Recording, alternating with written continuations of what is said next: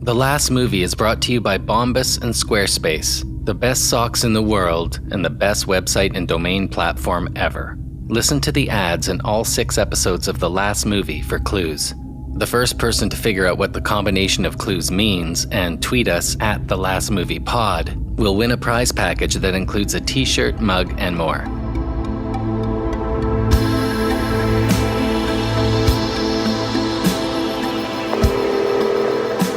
What was it about the film that was so terrible? Well, there was an incident, more than one, actually. I'm calling because you're looking into that movie. I think I might have something.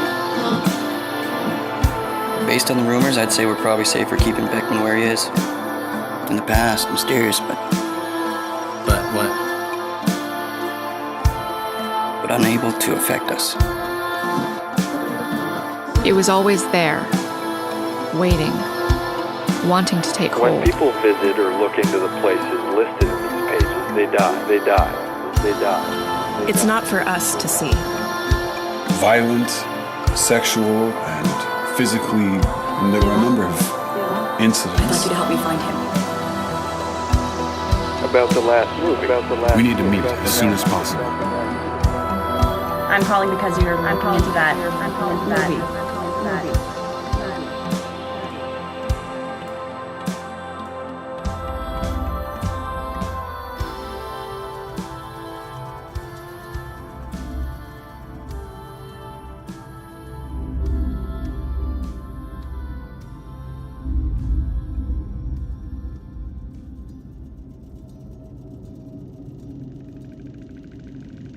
When we left you last time, Morgana had just dropped a bombshell. She'd recognized the man in the photo, the man standing along that green fence in front of that grain elevator. But unlike Salvador Lorenzo, Morgana didn't recognize him as Anders Beckman. She recognized him as her godfather, a man named Andrew, and she wanted us to help her find him. Did this mean that Salvador Lorenzo was mistaken? That the man in the photo wasn't Anders Carl Beckman, but rather Morgana's godfather, Andrew? Something didn't make sense. Morgana's mother, Marguerite, had, according to Morgana, starred in only one film by Beckman, who she never referred to by name, but rather the director, or my director. That film, Tenebris Occulta. Morgana told us that Marguerite's relationship with Beckman ended there. But what if it didn't? Where did you get this? Anonymous. No idea where it came from. That's what anonymous means. Somebody had sent an email to our Gmail account. MK checked it before I did and called me. It was a photograph. A man, seen only in profile, was lying on a bed. Facing away from him, also on the bed, a woman with long dark hair was looking down at something in her lap, her face half visible in the darkness. There were lights and scaffolding in the background, and a tripod and camera were set up near the bed. The photo was dark. It appeared to have been taken on a film set in dim lighting. The man in the photograph looked like he was directing a movie. There were 2 names written across the bottom of the photograph in worn ink: Marguerite LeFay and Anders Carl Beckman.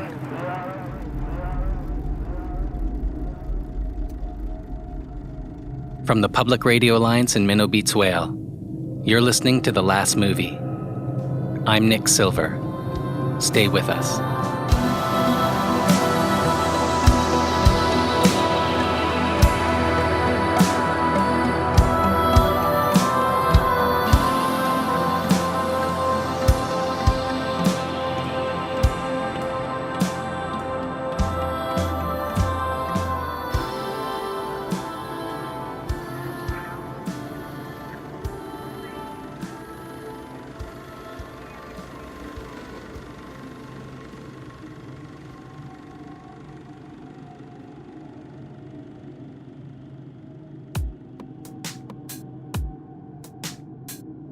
That Prosperity chick runs a shit ton of errands. Last episode, you'll remember, MK took off and followed Prosperity, the young woman from the Voice of Light organization. Where did she go?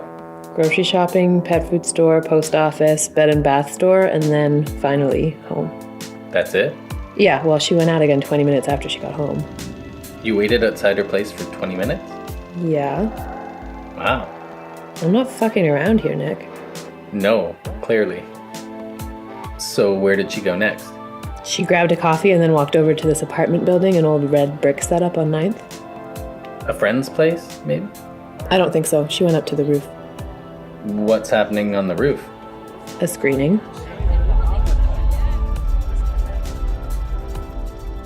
Like a film screening? Exactly like that. You don't think that... I actually do think that, or at least I think that they think that. The last movie. It's worth checking out. We should be there when the sun goes down. Okay, so how do you propose we get up there? The same way that I got up there? And how was that? I got some dude to let me in. Some dude. I can find a dude. I don't doubt it. Good, you shouldn't. Before I could test Mere Catnip's theory that she could manipulate a dude into letting us into that building to attend the Voice of Light screening of whatever it was they were going to screen, I wanted to get everything together, to take stock of where we were at with our investigation into the last movie. What did we have so far? Well, the whole thing started with a film that could kill or drive you insane just by watching it. It had been tied to Marjorie Cameron, Aleister Crowley, the Doukhobors, and a weird group of doomsday people calling themselves the Voice of Light. This thing had it all. But what was really happening? Was there really something capable of driving you to kill? Or somehow making you commit horrific acts of insanity? Something I haven't mentioned, but I feel bears mentioning now. Ever since MK and I started looking into the last movie, our dreams have been vivid, to say the least. Here, MK describes one of her most recent dreams. Okay, so I was walking down a long hallway in some kind of hospital or something. It wasn't exactly a hospital, but it wasn't not a hospital, you know? It was like, well, there were sick people in corridors. I was there with a friend of mine, a woman with a head of a deer. It was super weird. Or, I mean, it wasn't weird in the dream. It's fucking wacky shack now, obviously. Obviously. So anyway, I was there with this dear woman friend, trying to find somebody, a man. What man? I think it was Anders Beckman, but it was also my dad. Your father? Yeah. I was also trying to build a snowman out of cotton balls and find a bottle to feed one of the half-deer, half-human babies. Oh. Yeah. It was weird. Eventually, I ended up running through the woods, being chased by a group of hunters. I kept stumbling and falling, and it was only a matter of time before they caught me. So I turned to face them, and I tried to explain myself, but I couldn't speak. I reached up. I found antlers on my head. I was the deer. One of them pulled the trigger, and I woke up. It was fucking awful. I'm sorry. Yeah. Kind of is your fault. What? I don't know, I just feel like blaming you for everything weird that's happened over the past year or so. Yeah? Does that make you feel better? Sometimes. Okay. You're way too fucking nice. I like it. You do? Don't ruin it.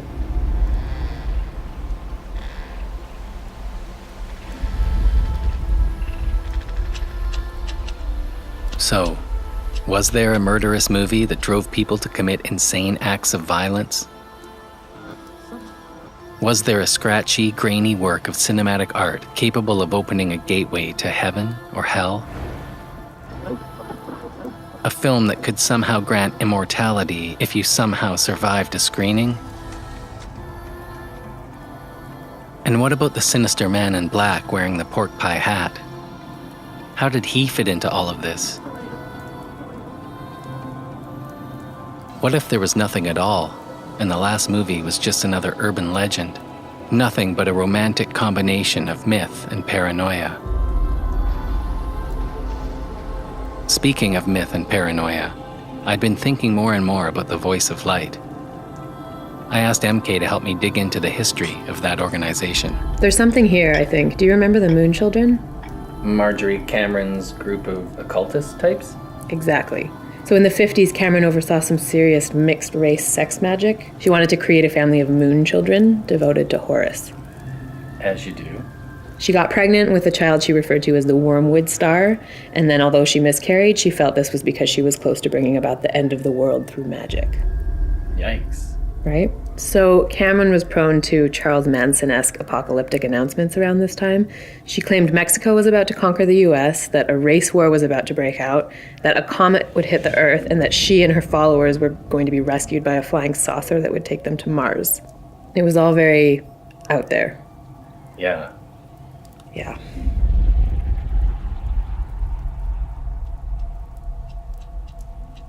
It was very out there. Along with Stephen James Shaw's journals, Patient Shaw let us take photos of a few pages of Marjorie Cameron's notes. My friend Laurie Henry is going to read part of those notes for you now.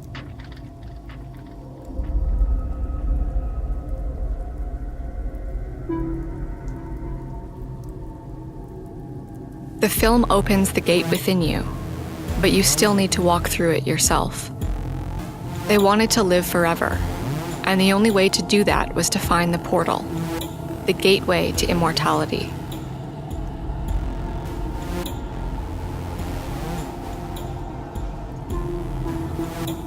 It was a test of faith. You have to jump, and you have to believe 100% that when you jump, you're going to pass through, rather than the alternative, hitting the ground and dying. If you believe, fully and completely believe, you will enter the other realm. If you don't believe, you die. Once in the other realm, there are a few who can come back. I believe Beckman was special.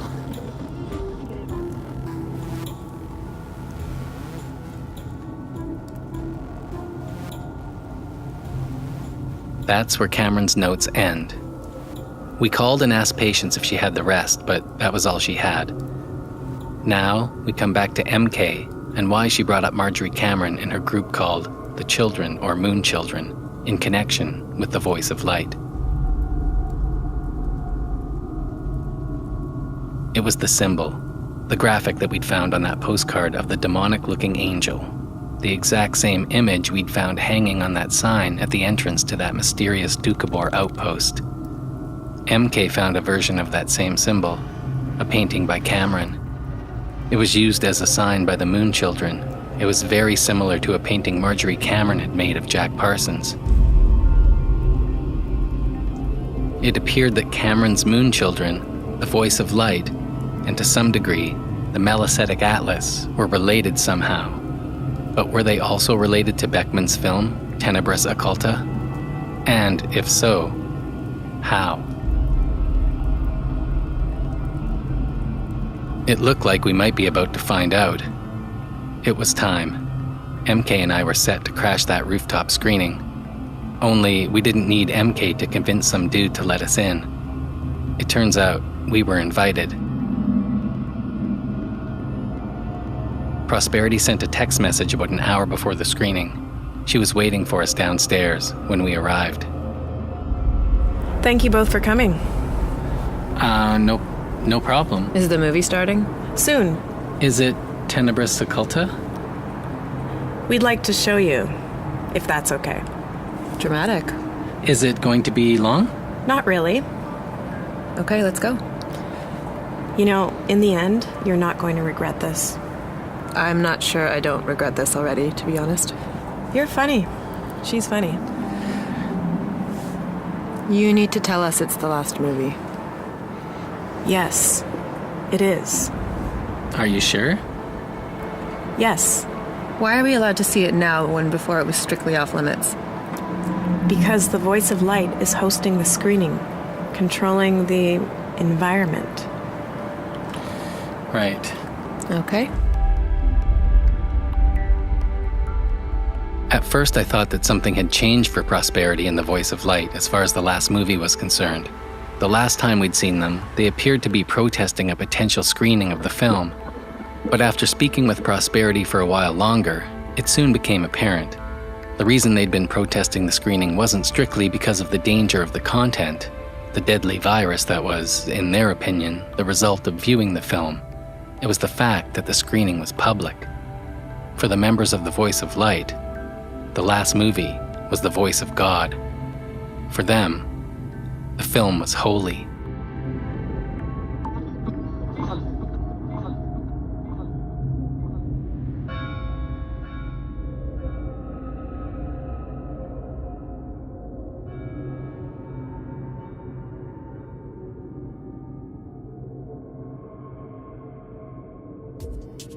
As I've told you before, we use Squarespace for every single website we make. Squarespace makes registering and connecting your domain incredibly easy. When we first signed up for Squarespace, we had our domains elsewhere, and we've since transferred everything to Squarespace. It's made our lives so much easier. These days, when we need a new domain, we just use Squarespace. It's one-stop shopping, and of course, we're going to use Squarespace's beautiful, elegant, and easy-to-adjust templates anyway, so it just makes sense. With Squarespace, your cool idea becomes a part of the real world. So make it yourself with Squarespace and get access to beautiful award-winning templates by world-class designers, powerful e-commerce tools, easy customization, and something I find incredibly important, which is continuity. Everything is optimized right out of the box. Your website is going to look amazing on mobile, desktops, laptops, wherever people can find you. And Squarespace features analytics that help you grow in real time, built-in search engine optimization, and 24/7 award-winning customer support. And, of course, there's still nothing to install, patch, or upgrade, ever. So, share your ideas with the world. A dream is just a great idea that doesn't have a website yet. Make yours a reality with Squarespace. Go to squarespace.com for a free trial, and when you're ready to launch, use the offer code LASTMOVIE to save 10% off your first purchase of a website or domain. That's squarespace.com, and use the offer code LASTMOVIE. Whether you're running through a world of wondrous, dangerous, and magical dreams deep within your own mind, or simply training for your local half marathon, you need socks. You need Bombas socks. We approached Bombas. They didn't approach us. We saw what they were doing, heard so many great things about their socks and their philosophy, so we called to see if they'd be interested in sponsoring our podcasts. Thankfully, they said yes, and we've all been wearing Bombas socks ever since. We'd be wearing them anyway, but don't tell them that. They're one of our favorite sponsors. So help us keep them sponsoring our shows and visit bombas.com/lastmovie to get 20% off your first order. That group was similar to the Gateway Institute, using things like hexadecimal code to hide words. Whether it's their attention to detail and amazing quality, their incredible tech, the wide variety of styles and features, or the fact that Bombas donates one pair of socks for every pair purchased, Bombas socks are the best things you will ever put on your feet. Visit bombas.com/lastmovie to get 20% off your first order. Bombas socks are incredibly comfortable, strong around the toes, they breathe, they fit, you can really feel the quality. These are exceptionally well-made socks. That's bombas.com/lastmovie to get 20% off your first order of Bombas socks.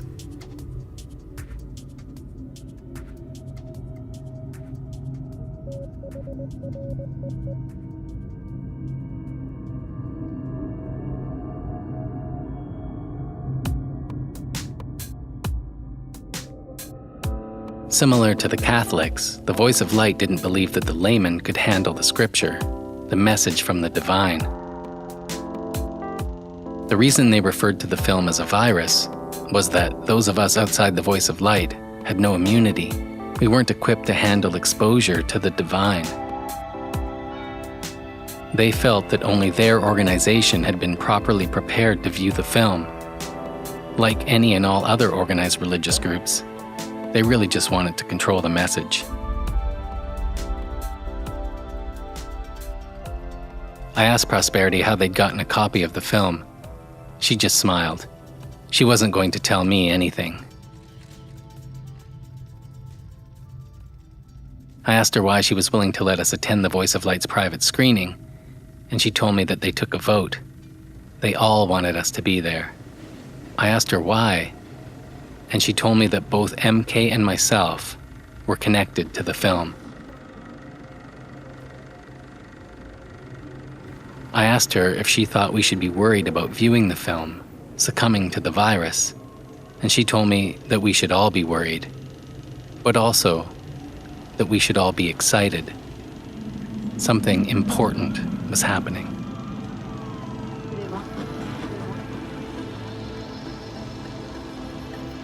We took the elevator up to the rooftop in silence. There were about 10 of us. We stood there in tense reverence as the lights indicating the floor numbers flickered on and off. We were sharing something, a feeling, a sense of undeniable, palpable fear and excitement. It was intense. I thought I actually felt MK touch my arm at some point for comfort, but I couldn't be sure. We exited onto the roof. There were about 15 or 20 chairs set up in front of a large screen. The projector was being tested with an old cartoon from the 50s. The Voice of Light, as a unit, appeared happy, content, a community of like-minded individuals working in concert as a group.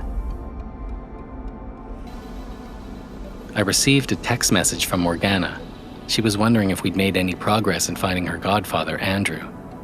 I was about to reply to her message when Prosperity took my phone, turned it off, and led us to the front row.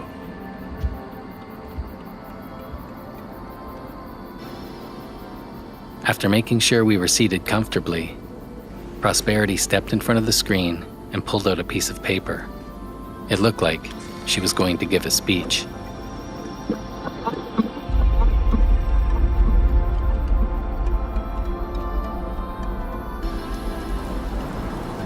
What happens when a creative person is touched a bit too much, when they get too close to the light, or as in this case, too close to the fabric of the darkness? Violence, madness, and death. That's what happens. But what if there's an intervention, a piece of the fabric of the universe, a piece of God, an image, a glimpse of the divine? Is that something our human eyes and mind can handle? Should it be something we can handle, or should it be something ecstatic? Should it be magic, magical, mystical? Should it move us to another place, a place where dreams and reality bend into one, a place where all are welcome but not all can survive, a place where a chosen select few will live and love and worship the divine, a place where pleasure and pain intersect, a place where screams of passion and ecstatic pain are the same, a place known as hell? Well, that's what Anders Carl Beckman wanted to find out. That's the question he was asking, and it was finally within his creation, Tenebris Occulta, that Beckman finally received his answer. Those of us assembled here have been asking similar questions, some of us for decades. Well, tonight we receive our answer. Tonight we commune with the best of our order. Tonight we speak directly with the greatest cinematic artist and visionary who ever lived, Anders Carl Beckman. Please enjoy the film.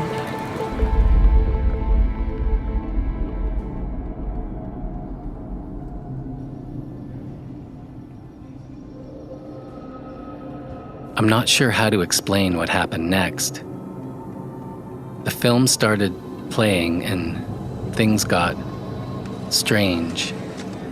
Everything felt wrong suddenly, like it was slowing down. My voice recorder kept recording, but when I listened back, it was nothing but unusable static. I remember grabbing MK at some point and her screaming that she had to go. She had to see it.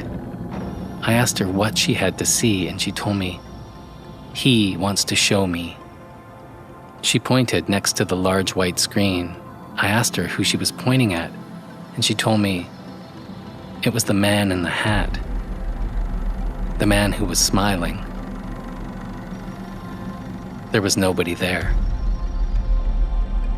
The thing that happened next was horrible. I did everything I could to stop them, but I had to hang on to MK. The members of the Voice of Light had started walking toward the edge of the building. They were going to jump.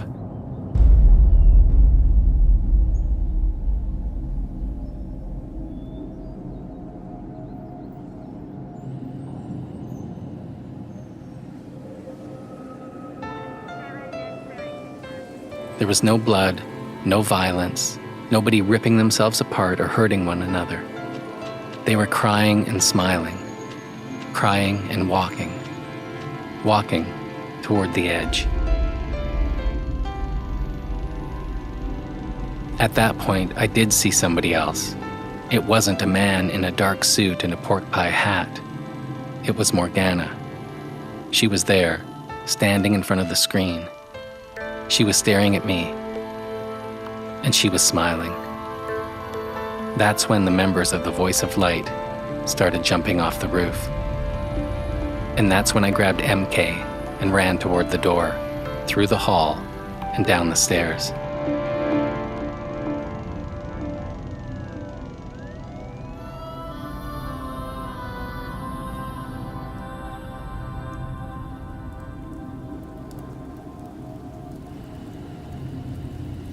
There wasn't anything in the news about the incident. Nothing about how, after viewing a rare film known as The Last Movie, more than a dozen people walked off a rooftop in downtown Seattle to their deaths. MK and I had no clear memory of the contents of the film, although we could come up with images, fleeting bits of sound and color. But in the end, what we were left with was not much more than a feeling, a memory of something darkly beautiful.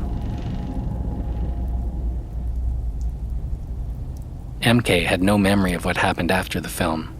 She told me that the last thing she could remember was the film projector starting up, the light hitting the screen, and then we were standing in my living room.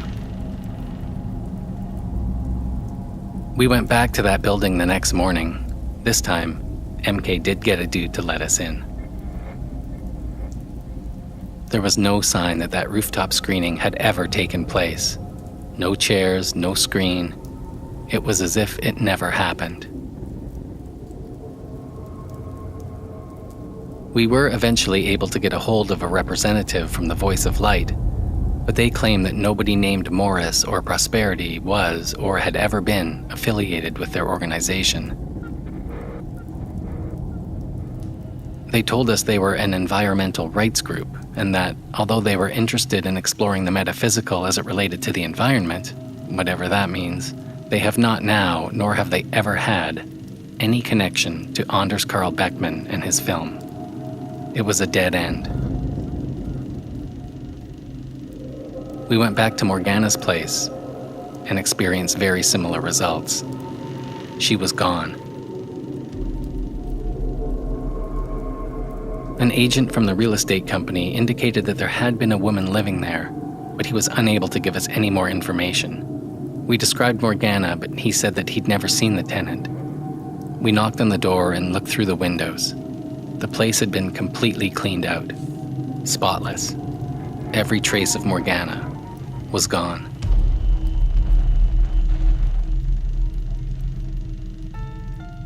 We spoke with Patient Shaw again, but she wasn't able to give us anything else. There was still no word from Salvador Lorenzo, and nobody we'd spoken with in the past had anything new to add to the story. MK and I met one last time to go through everything we had, and we were about to close the book on The Last Movie forever, when we received a call. Somebody wanted to talk about the film. That somebody was Anders Carl Beckman.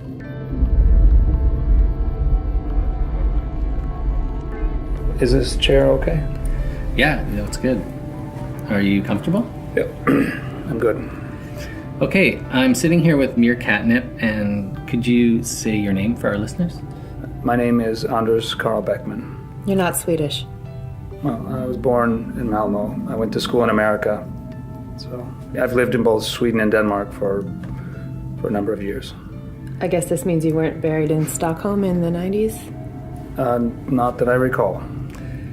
And where are you living now? I split my time between my ranch in Alberta, Canada, and my home in Idaho. Can you tell us why you're here, why you got in touch with us? Well, I received a call that you were doing a radio show about that film. It's a podcast. What can you tell us about that film, about Tenebris Occulta? It was a terrible idea. I regret ever having started filming. It should never have happened. What was it about the film that was so terrible? I was working on subliminal imagery. I wanted to create something unique, a film that could cause a physical reaction in the audience. I wanted to force them to experience the darkness I was feeling after the death of my daughter. I had experimented with this type of subliminal layering in my short horror films in the past, but nothing on the level I was attempting with this film.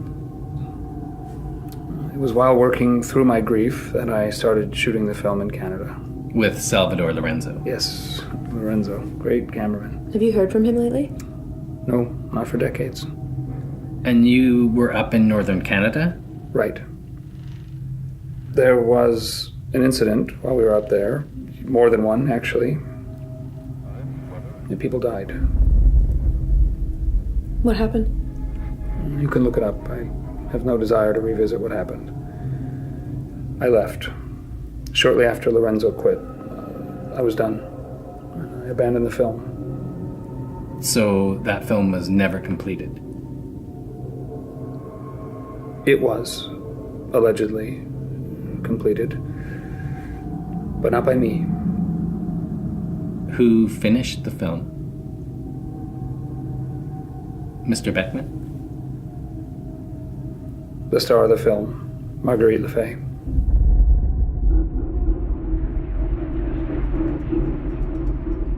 Marguerite continued working on it.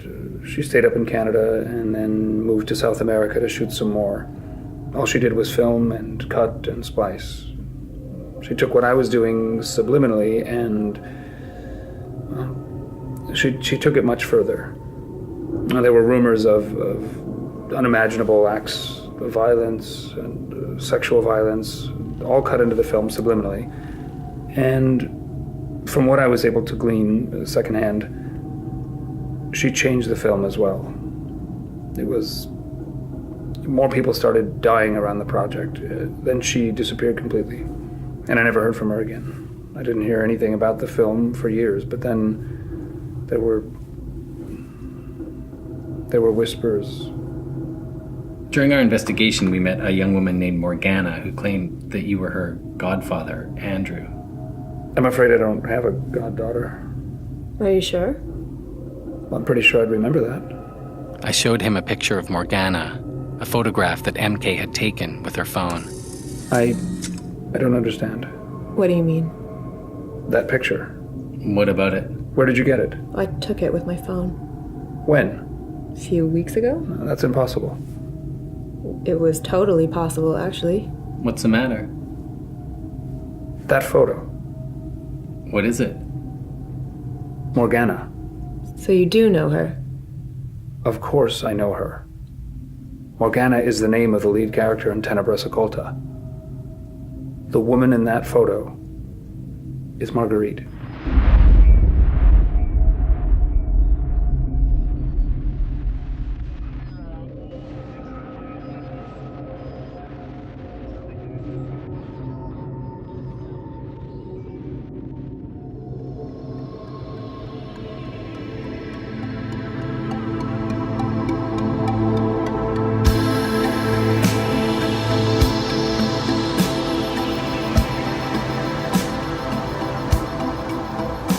The Last Movie is brought to you by Bombas and Squarespace, the best socks in the world and the best website and domain platform ever. Listen to the ads in all 6 episodes of The Last Movie for clues. The first person to figure out what the combination of clues means and tweet us at The Last Movie Pod will win a prize package that includes a t-shirt, mug, and more. The Last Movie is a Public Radio Alliance and Minnow Beats Whale production. You can support The Last Movie by visiting publicradioalliance.com and clicking on support in the top right corner. If you enjoy The Last Movie, please rate and especially review on Apple Podcasts, Spotify, Stitcher, or wherever you found us. Reviews are key to keeping us on the charts where people can find our show. Thank you so much for listening to The Last Movie.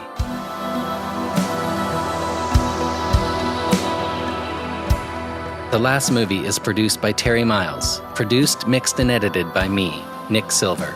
Additional recording by Elias Underhill and Morgan James. Executive producers Terry Miles and Hollis Adams Lane. If you enjoy The Last Movie, you'll love our sister shows Tanis and Rabbits at tanispodcast.com and rabbitspodcast.com, respectively. For legal and safety reasons, we've elected to change some names and leave others out entirely. We don't do this very often, but we're unwilling to compromise people's safety for any reason. Thanks again for listening to The Last Movie.